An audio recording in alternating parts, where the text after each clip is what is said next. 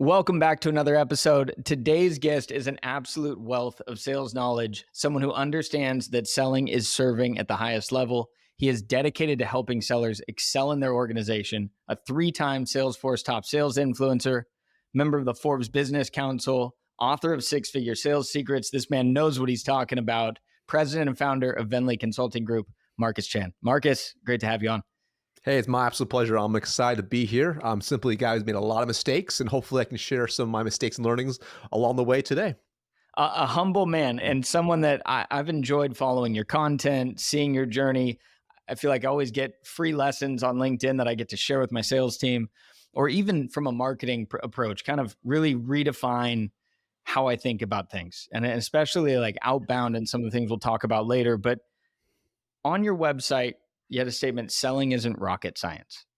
And I want you to break that down because it caught my attention. I always, looking at sites, reading through the copy, but I just love that approach because I think there's so much just simple human parts of what makes selling work.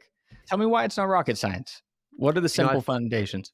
So when you think about sales, generally speaking, it's relatively simple, meaning you find great qualified prospects, you help uncover their situation and a future desired situation, you solve a problem, and that's really it. At the very core of it, you're just solving problems. And I think when you start to understand the whole reason why sales even exists to begin with, you can start to apply it to your own sales process. And obviously there's many ways to go about it, but you're not building a rocket ship. You're not sending people to the moon. You're simply solving problems for a business owner, a founder, or an exec. And usually in fairly specific use cases, right? I mean, all of us 100%. have a product. We kind of have our swim lanes that we can help with. So you're like a doctor where you can go in. It's not like I need to solve the whole body. I just need to fix that arm pain or that knee pain or whatever it might be. That's it. That's 100% it. If I can go in, if I can uncover what's causing these symptoms, uncover the root cause and see if it's something I can help, then I'm going to help them. You don't have to do weird closing tactics or strategies or weird sleazy things. You're simply solving a problem. And it goes back to where you said it's the highest level of serving, right? And 100%. I think that's where maybe we miss this, right? There's the pressures of quota attainment and productivity. And I feel like we go back countless times. I've been in the selling tech to sellers for the last 10 years. And we overcomplicate this, like you said, but is it a technology overcomplication? Is it a sales process? Why do we make selling so hard? Well, I think it's a combination of all of the above. So let's just say even from a technology perspective, if there are too many tech tools to use, sometimes even reps will get confused. Like, which one should I use? Which is the best one, right? If there's too much knowledge out there, who should I listen to? What should I follow? We're actually in a world where I find there's probably an inundation of too much information, information overload. So let's say if you're new, how can you block the noise out and really identify what's going to be useful for you?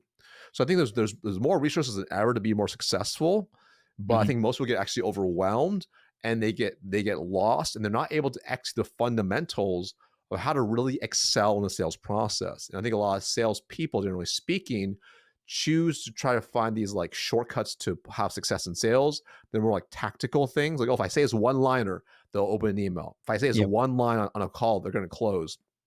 Versus actually understanding the fundamentals of human influence behavior, then they'll actually start to internalize something greater, and they realize that tactics are a result of certain strategies, and the tactics may change, but strategies don't really change over time.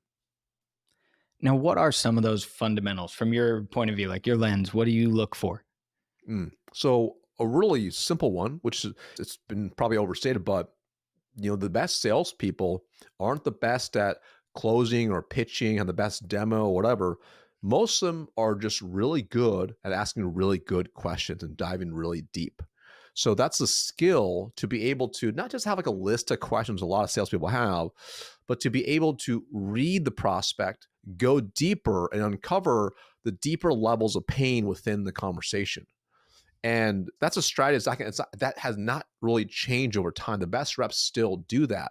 But the tactic that people are trying to use these days is like, okay, let me create a list of questions and try to checklist them down. Or let me have technology as an AI coach on my sales call, and it's prompting me to ask questions. So instead of me being present in internalizing what's going on in the conversation, I'm so quick to go to my next question that the AI prompt is telling me to ask.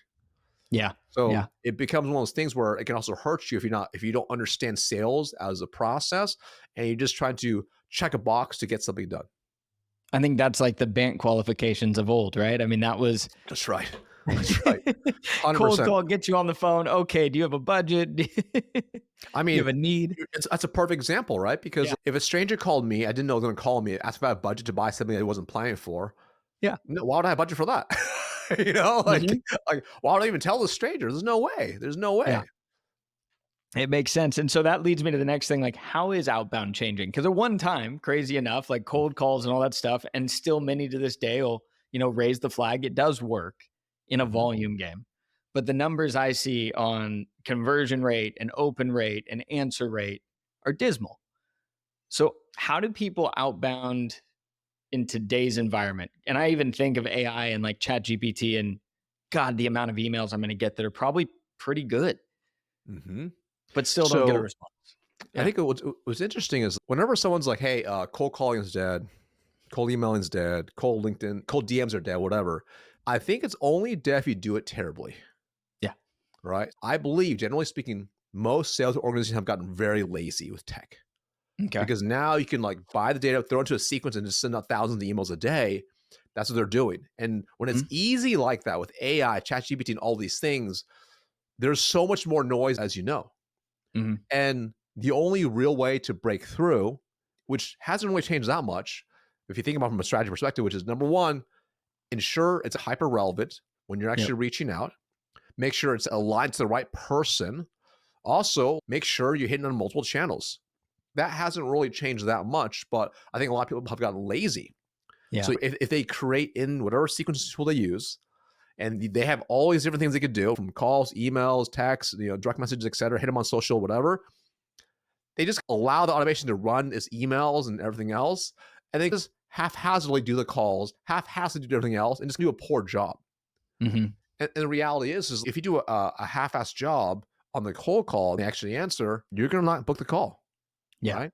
I'll take a look and I look at the data points of some of our clients, and even the connect rate's gone down. That's going to happen for sure. Open rates may go down, the still can go down, but the conversion rate on the call is still really low, Mm. which again tells me, let's just say, for example, even if they have a 5% connector rate and they say they have like, I don't know, 20 conversations in a month, so make a number up, if they're only booking a couple of those, and if they did a good job with targeting, that means they booked 2 out of, say, 20, that's 18 they didn't book. Mhm. Now, why didn't they book? Was it skill of the rep, handling objections? Even with the state of the outbound the way it is today, the key, just like anything else, is how can we become more effective at it, right? So whatever tool we're going to use, and I think eventually over time, maybe there'll be new mediums, right? Yep. But with the mediums that are currently available, even if you're impacted with some of these things, you can't control people are going to be mass messaging. But what can you control? The quality of the relevance of the email, right? Mhm. The quality of how you have that phone conversation. And wherever people are the noisiest, how can you stand out amongst the noise? How can you do something that's a little bit different than everybody else? If you know it's a target account, how could you incorporate physical mailers? How can you switch it up so it's different than everyone else that's just using AI to create emails to mass blast? So we Mhm. started thinking this way. All you think about from a strategy perspective is how can I break through the noise? Again, that hasn't changed in Yep. years. The medium might have changed, but we started thinking this way. This is how you start to stand out. But what I see, I think the state of outbound, we'll see probably smaller sales teams. So maybe a Mhm. SDR team, etc., because they can use AI for these type of things. Or we'll Yep. get to the point where they might even not have SDRs anymore, or go back to full cycle like it used to be. Yeah. Right. I was a full cycle rep. Go back to full cycle reps, right? Smaller teams, full cycle reps, better trained, more precision.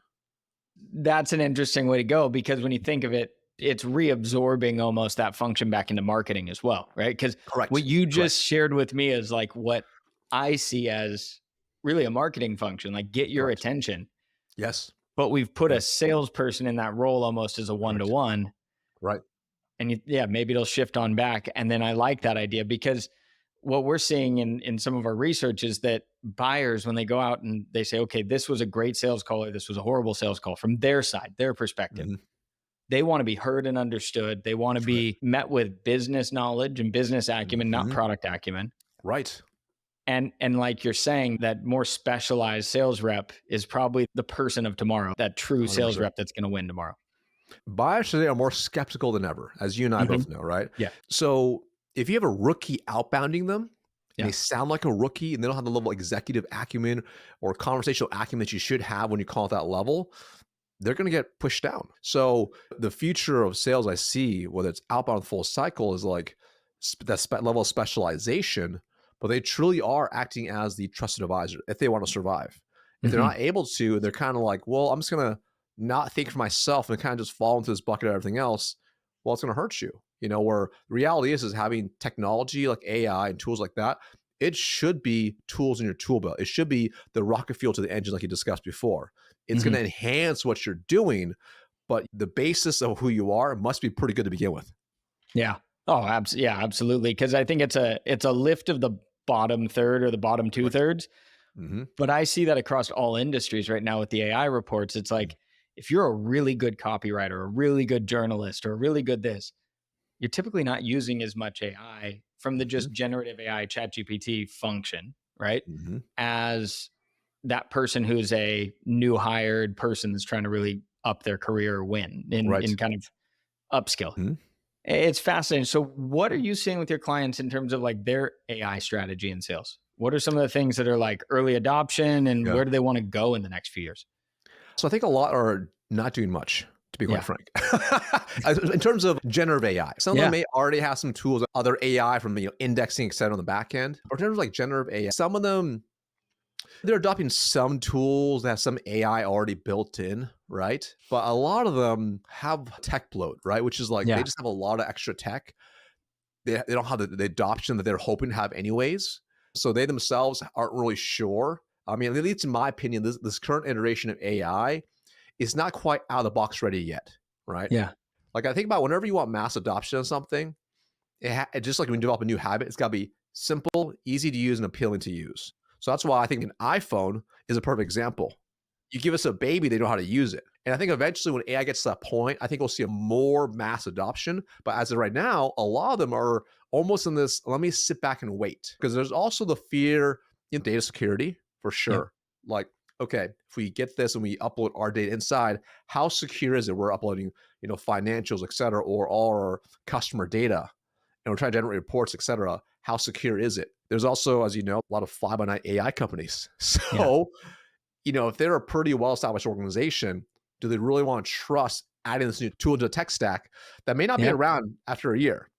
So I think many of them are early stages, not really doing much, kind of observing it, unless they're already using like a pretty well-known tool they've used for a long time that has AI built in. So for example, let's just say like if they're using Salesforce, Yeah. so they're going to be more open to using Einstein and utilizing it because they already trust the brand, they already trust the system.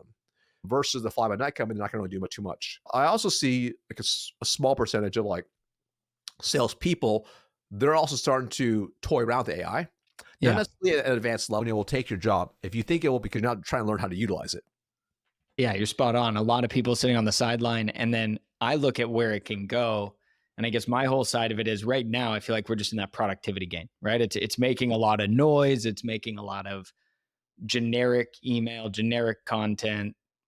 I'm curious to see some of the things you read with Gartner, where it's like, hey, by 2027, this will be influencing playbooks, or this will be your sales co-pilot, like you've said. Yep. But I think the piece we're missing, I know one of the things that's been fun to work on the emotion AI front is like getting that human connection piece and Yep. making sure that the AI has the ability to also get the subtle cues, the subtleties, the human cues of what's going on in a conversation. Totally. And I always think about too, it's like, as we know, whatever data points get fed into the AI, it gets trained on.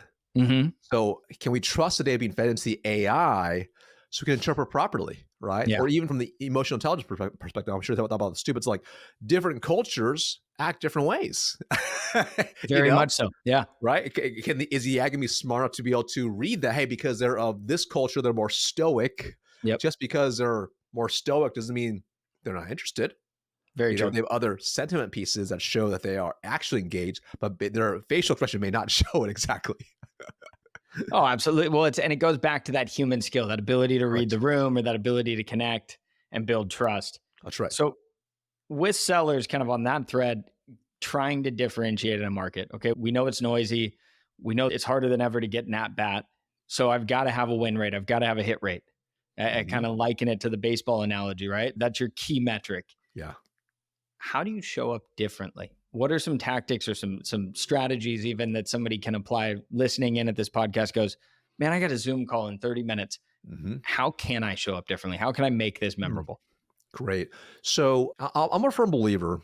Sales can be like a death of a thousand paper cuts. Hmm. It's like just thousands of micro decisions that you make that can either help you or hurt you. So if you start thinking this way, if you start thinking, what can I control from every possible decision I make that's going to hopefully increase my win rate with a prospect? All right. Hmm. So I'll point out a few things. By the way, they're nothing crazy or earth shattering, but simply by doing it, you're already going to be ahead of a majority of people. And I equate it's much like when you look at, say, the Olympians who run track. Like Hmm. someone runs the 100-meter dash, right, or 110-meter hurdles, the first place winner versus the second place winner, it's like microseconds, right? It's hundreds of a second, maybe thousands of a second. But that Hmm. first place winner wins like 10x amount of money, sponsorship, et cetera, versus second place winner. They're not 10 or 100 times better than the second place winner. They're only that much better. They're only like Hmm. 100th of a second better, right? And in sales, it's the same thing. It's these little hundreds of seconds, little things you can do that'll make you stand out. So, for example, let's talk about preparation for a call. Yeah. Like before you get on your discovery call, did you properly research the company you're about to meet with, the prospect you're about to have a conversation with, personal, professional? Did you look at if there's press releases, their website, what's in the news, what's on social media, what are maybe their priorities? If they're publicly traded, what are their earnings transcripts saying? What do they have in the last call? What are analysts saying? Like a Hmm. lot of stuff, you just take a few minutes to do some proper research and take a few notes down and come to with a point of view, and you're already ahead of the game by just simply doing that. All right. So it's one really simple example. Okay. To also this sounds crazy. I say it's a Zoom call, again, a virtual call with them. How Hmm. are you showing up? And when you look into the camera, how do you dress? How do you show up? How do you carry yourself? Hmm. Do you look like you're a slob or, just like you just got out of bed? Or do you look like a professional that they can trust? I'm not saying everyone needs to wear a full suit, but like, are you dressing for the image you want that person to see that's going to help you increase your win rate? How do you run the call? How do you Hmm. ask questions? How do you dive deep? What's your level of acumen? So, for example, let's just say if you sell to a lot of CTOs, Hmm. do you study the CTO in their industry? Do you subscribe to different periodicals, newsletters? Do you read on them? Do you have Google alerts tied to their industry? So you are becoming more well rounded as a professional. Hmm. And people can tell if you Google something really quick versus you actually know it intently, right? So Absolutely. again, Yeah. these are these little things that you just start doing over time. It starts to build up, right? And then even on the call, when you're going in deep and you're diving and you're asking questions, what type of questions are you asking? Are they insightful? Are they thoughtful? Do they make them think? And because of the way you dive in deep and you challenge them potentially, are they walking away saying, wow, that's actually really interesting. I'm glad you asked. I never thought about it this way. Huh. Hmm. Because we're not doing X, it's actually impacting this, which is costing us X amount a year. Huh. That's very insightful. Now you're teaching them something new and something different. And you start thinking of the rest of the sales process, right? There's all these micro moments that you're doing that help you just stand out. They seem in the moment very inconsequential, if you will. Hmm. If you start adding them up, it starts positioning you as a trusted advisor, as a professional, that'll stand out. So even if you sell something that is easily commoditizing and has a lot of competition, but you're able to run your sales process in a way or position you as a trusted authority, it's amazing how much more you'll close because you're actually controlling those little details. And how are you seeing companies today implement some of those habits? Because to me, that's personal development, professional Mhm. development. But when that goes to scale, that's not just Mhm. hiring. Yeah. I've got a sales team today. I've got 60 people on the floor Yep. for example, say. Mhm. How do you get that instilled? What's that leadership capability or program that you run to help that Good. enablement? Yeah. So, well, there's a few things. There's things obviously that I help with some of those companies, but there's also stuff that like it's really important the company does well or has Mhm. things in place. So, like you kind of hit the nail on the head on the first thing you mentioned, which is number one. It starts with how do you hire, Yeah. right? Like, are you hiring people that have the right level of values that actually care about this type of stuff? You know, and is your interview process design a way to filter that out with well-structured questions or whatever you want to do to filter out and say, okay, this is the most likely to fall within our company culture of who we are and how we want to show up, right? So I'll give you a really, really simple example. Mhm. My very first, early in my career, I worked for a company called Enterprise Rent-A-Car, Enterprise Holdings. Many people have heard Yep. of it, right? And like, it was just like suit and tie, right? That's how we had to wear it, or at least shirt and tie. So like Mhm. we're trained like from like 21, 20 years old. We got to wear a shirt and tie, look a certain way, have these clean shaven look, and like it's kind of old school, but you're kind of trained to be like Yeah. cleaned up that way. All right. And because of that, a lot of companies would love to hire from them. They're like, these people from enterprise, they work really hard. They're really gritty. They probably grew up poor, had nothing from the background, Yeah. but they can carry themselves pretty well. And they look a certain part and they have pretty good train. So they kind of create this indoctrination effect, right? Mhm. So you kind of figure out what do you want to hire? Like, who do you want to hire? How should they look? And I'm not saying like race, gender, etc. I'm talking about like characteristics overall that you're going to value. So you start having that. Now, on Mhm. top of that, it's important then that you have some sort of onboarding process, right? To indoctrinate and train them, not just on the product, but company culture, the ICP, etc. So that's really starting from the get-go of having this like good onboarding program to even bring them in. All Mhm. right. Now, the onboarding obviously has to be backed by the right people, where the proper leaders, proper probably sales enablement, whatever they have to have those in place. Right. Mhm. Now, in addition to that, it's really key. Now, in the perfect world, there's a good leadership development program because if they're hiring from the sales reps into the sales leadership, et cetera, most of them will never have run a sales team before, or they don't have much sales leadership, et cetera. So you have to create the environment for the leader to be able to develop and thrive. That might be training, et cetera, right? Mhm. Or someone's got to put into place. Because I'll give you a really simple example. Because if you depend just on enablement by itself can only get them so far, right? Yep. The person dealing with the salespeople day to day, every single week, with their ups and downs, is going to be the sales leader. Does a sales leader have certain protocols in place that the company insists upon as part of their SOPs and how they run a business? So, for example, that could be a weekly sales huddle as a sales team, weekly sales training, things to ongoing develop and train your people that can help you catch these type of things. Are there specific things that's expected of the sales leaders to follow through on as well? Watch X number of call recordings a week, do certain things with the reps, ensure that they're attend certain number of calls to the reps. So Mhm. again, these are things in place to help kind of ensure the wheels on bus keep moving, right? And then Mhm. how do you Getting that operational rhythm. yeah, Yeah. exactly. And then how do you add consistent ongoing training and development, right? That's where companies will bring my team in for stuff like that, because now we can kind of maintain, develop these other things as well, and help it grow much deeper to a new level. Because again, it's your number one asset, so you want to make sure you develop them so they stay longer and generate more revenue for your business. Where do you see some of the biggest gaps in enablement? I'm curious, just kind of where do they show up? I'm sure it's all across the spectrum, but Yeah. where are some of the big potholes that you see? So I think there's a few different ones. I would say the number one, it's just like the training tools and what they develop is just not relevant, Yeah. right? So like it could be as simple as the people that developed them were never in sales. You know, that's a pretty common one, unfortunately. Yeah. Number two, it's teaching with logic alone and not emotion. And let me Tell me explain. more. Yeah. So, sometimes like let's just say for example, whether it's an internal course is put on, maybe they're gonna hold a training class and teach them something, right? Mhm.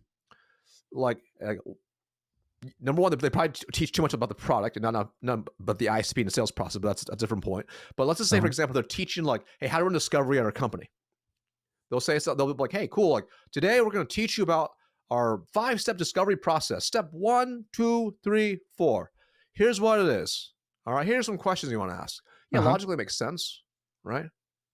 But how do you get them emotionally involved, right? How can you take the training and teach them through lessons and stories, and then show them live, right? Hmm. So, for example, like I ran big sales teams for a long time, right? So I would go. This is how I would teach them. I would first teach them why it's important. I'd share a story. Okay. Let me give you an example of a situation. Boom. And so this way, they're like, okay, I'm warming them up. So there's some of this emotional part of the story. Stories sell, right? That's Yeah. why the number one tool for influence is a book, like the Bible, right? So, anyways, Yes. so you tell through a story. So now they're like, okay, interesting. So they understand why it's important. They kind of understand what it is. Cool. Let's teach the framework now. Teach the framework. Okay. They're still kind of understanding a little bit. Now, as a leader, I role play it with them. Okay, now you be the prospect and I'm going to be you. And they get to watch it live. So now they're seeing like, okay, they're connecting the logic with emotion, what's really happening, okay? And then they do it. Hmm.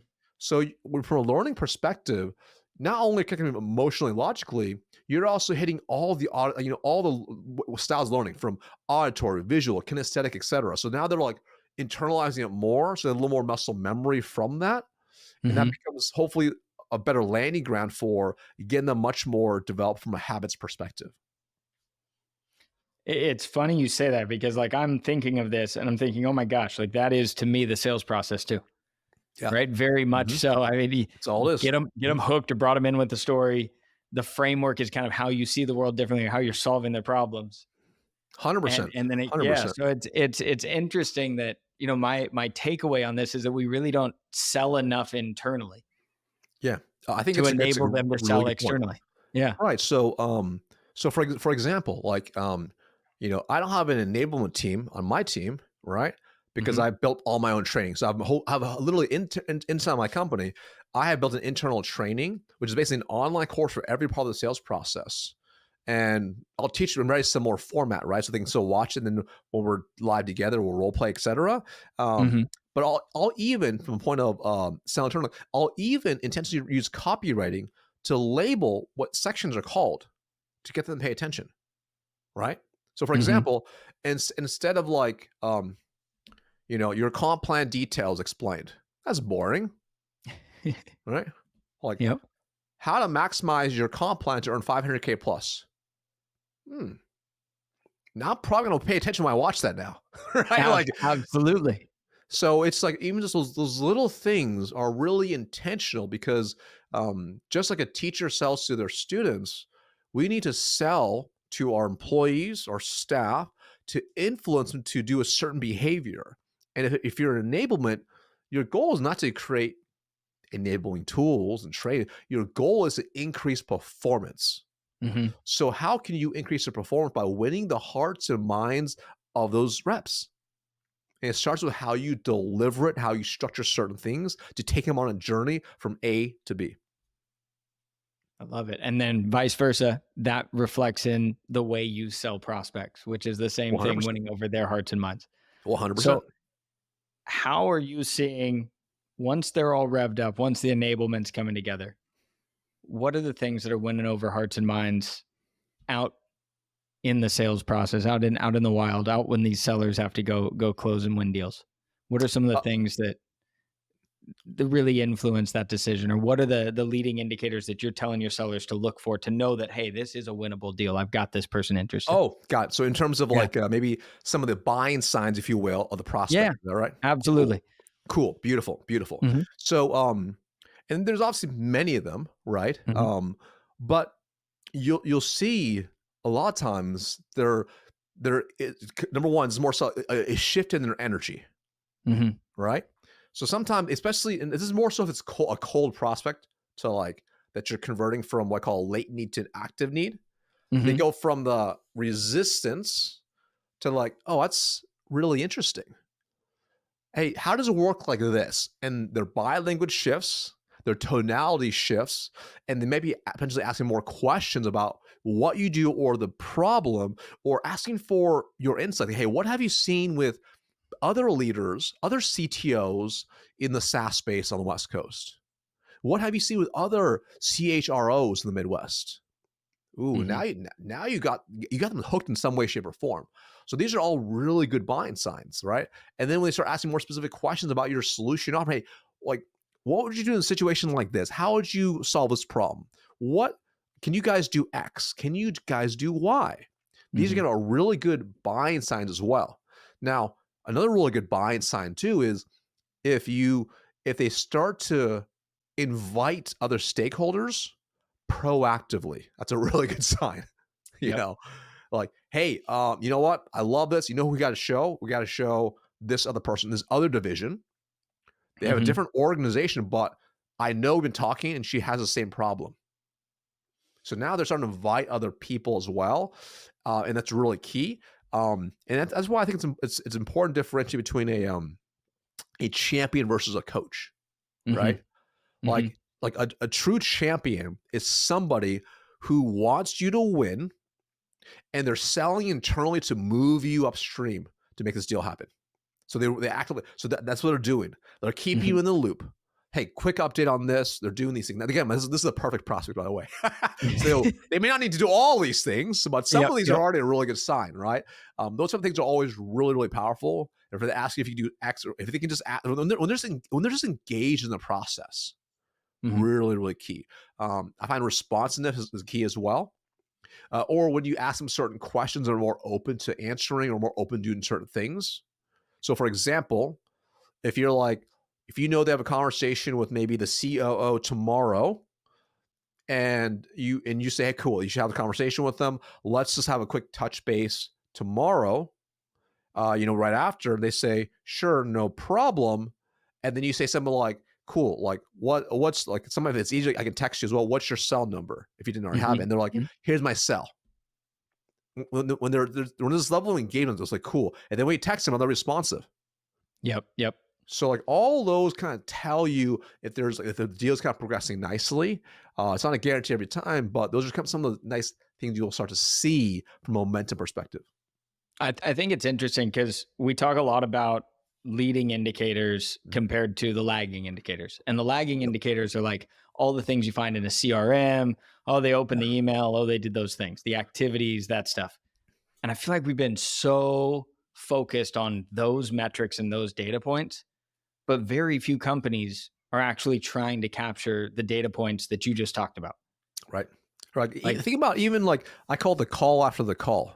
yeah. Right. So like, let's just say you have I just had a conversation today with the rep about this.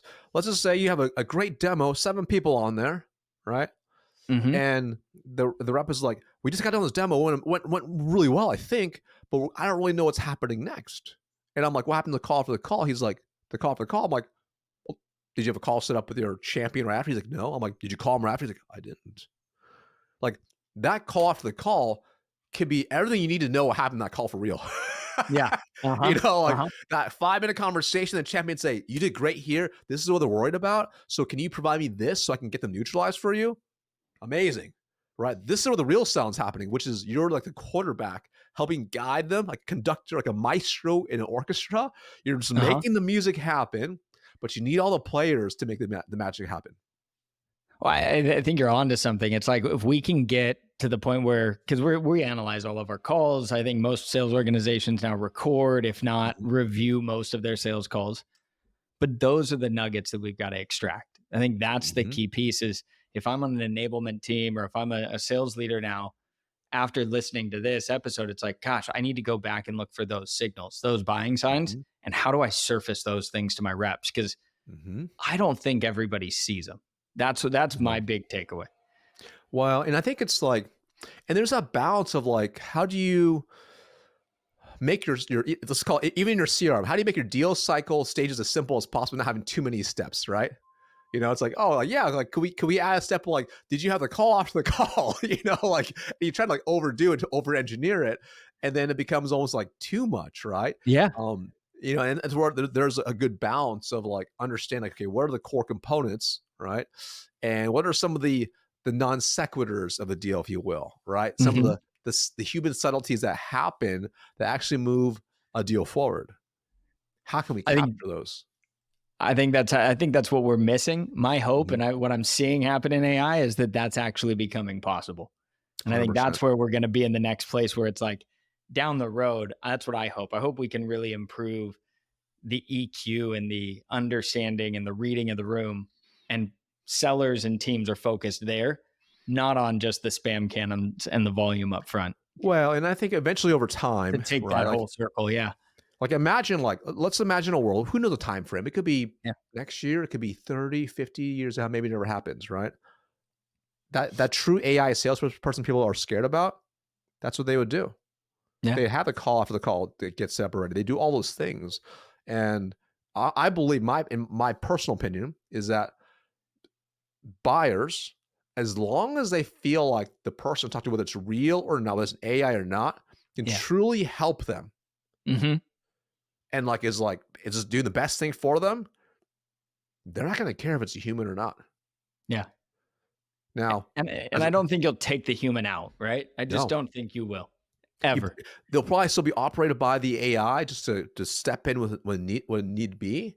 Yep. But that's why I think it's important now for all salespeople, for all leaders, start internalizing and just understand the capability. Right. Hmm. So you get the mental model thinking, okay, as this tool evolves, how can I use it and leverage it first? Yeah. Because there will be some industries that will adopt it very quickly and others that won't for a long time. So how can I be 100%. how can I be the early adopter for my own industry and make it really, really powerful? And going back to your point, that's that split second, right? That's Mhm. that thing that makes the whole difference. And I 100%. love your analogy between professional athletes and Mhm. sellers, because I think we've had that go on for a long time, and it's a good way to think of, it's not the mile, it's the inch that's going to kill you. That's right. Exactly Yeah. right. Awesome. Well, I got to go back to some of your history before we wrap up. How'd you get here? Tell us a little bit about your background and Yeah. just kind of where you're working, some of the companies you're working with today, if you can. Totally. So, so I got started in B2B sales in 2007. And this is Hmm. actually it's kind of my accident. I actually didn't think it was B2B sales. Hmm. I was an intern for the same company for 2 years prior for the summers, and then in 2007 they started a new B2B division in Oregon. And I thought I just didn't know it was considered B2B. Basically, they Yeah. said, Marcus, you did a great job as an intern. We want you to basically build out this new startup division. We don't have any clients, and we want you to go with some clients. I'm like, that sounds really awesome. It was sales. I just didn't know it was called sales at the time. I just thought I was Yeah. like, oh, this is really neat. This sounds like I'm gonna build something from scratch. I saw the vision, or I sold the vision. Got into immediately. I was in B2B sales. Didn't know anything about cold calling, cold emailing, doing door knocks, walking into business. I didn't know any of that type of stuff. There was no marketing. There was no marketing automation. YouTube was barely open, starting at that time. So there wasn't really much sales resources. And I really struggled. 2 Yeah. months in, I hadn't closed a single deal, almost got fired. My boss threatened to fire me. And that was really scary. Now, Hmm. during this whole time, the economy started tanking as well. Cause this is like summer 2007 at this point. So Yeah. the You're going economy towards started 2009. Yeah. yeah, it started getting a little hairy, Hmm. and it started getting worse. Now, eventually, fortunately, fast forward, I figured it out, started having success, started Nice. hitting number one every single month, started getting promoted. I was actually at that company for several more years until 2011. Made another switch, to a whole new company, new industry. Decided to see if I Hmm. could redo everything.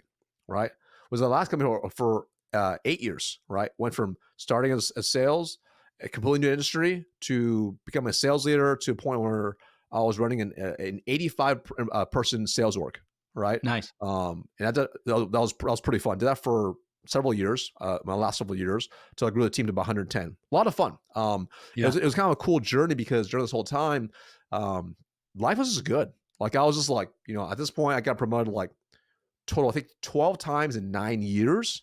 Wow. Right. So I say 10 out of 10 because it sounds smoother, but it's really 12 times in 9 years. Hmm. Um, and that was cool. And I was leading big teams, having a lot of fun. I was riding on the corporate jet around, winning President's Club every year, making tons of money. Life was just good. Yep. And during this whole time, I never wanted to start my own business. That was never really a thing.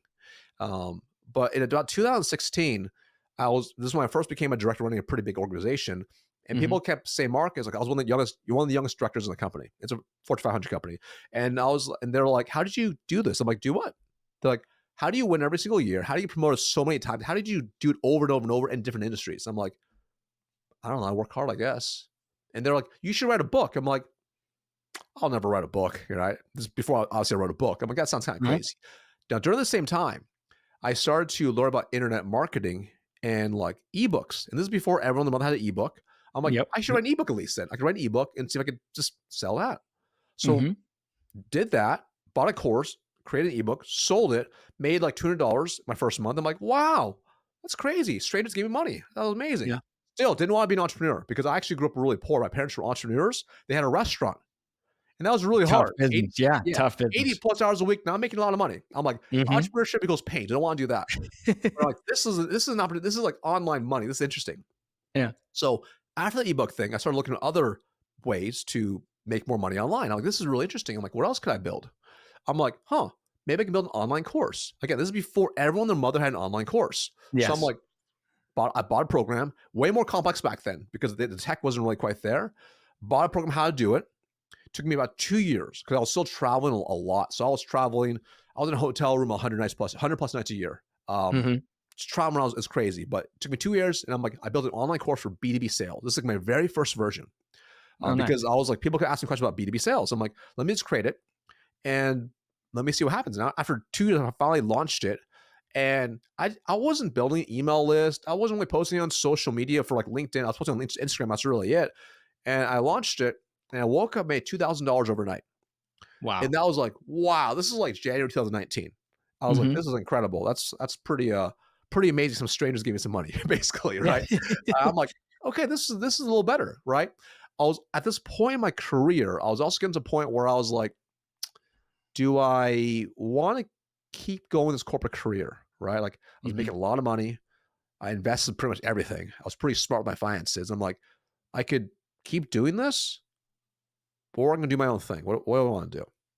Mm-hmm. And at this point, I'm like, you know what? Like, I think I should go all in, right? But I want to be more strategic with it because this is like January 2019.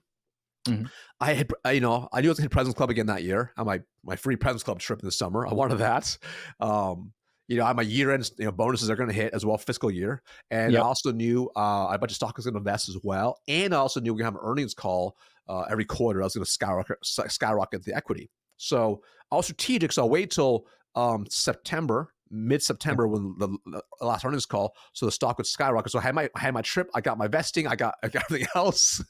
Wait for literally to all the things that fall in place, and then the next day I resigned, went on my business, and I started my business, and that was really scary, actually, really Yeah. scary for me because I was used to having this structure and process and all these things. That was all on my own, and I started to just go all in the business. And it was really, the first 6 months was really hard. I mean, first year is Yeah. really hard, right? Building up, you don't know what you don't know. A lot of trial and error.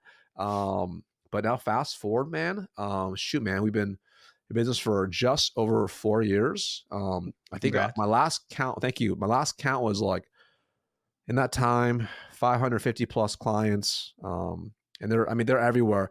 They're all the way from like small startups, like no name startups, like barely doing $1 million ARR to Mm-hmm. Salesforce, ZoomInfo, ADP, Fortune 500, a lot of organizations, and then, like everything in between too. All right. That's awesome. Yeah. So it's been a blessing, right? During that time, I wrote a book as well. So I decided to write a book. I'm like, I Mm-hmm. said, I'm gonna do it in 3 months. Wrote a book in 3 months. Became a Wall Street Journal best-selling book in 3 months on Nice. sales. I'm like, so it's been a really rewarding journey. Really scary as well. Really hard for sure. Every day is Uh-huh. like this still, though, right? Because that's kind of the Yep. life of the entrepreneur. But I mean, I look back, I wouldn't trade it for the world. That's awesome. Now I have to ask, okay, put yourself back in your shoes Yeah, when you're on that sales floor with that yeah, 100 plus team. yeah. What's your word of advice you'd have for yourself now being on this side of it on the journey? Well, I would say it's one of those things where sometimes the best advice is true, not new, right? Mm-hmm. It's true advice, but not necessarily new advice. And as I look back when I was running that big org, especially when you run a big org, um, Mm-hmm. it's build systems from the get-go. Because when you're running that big of an org, everything before is just tribal knowledge is in your head. But if Yeah. you don't have systems, you can't scale. And when I first started taking over the big team, I didn't have any systems in place for that size of a team.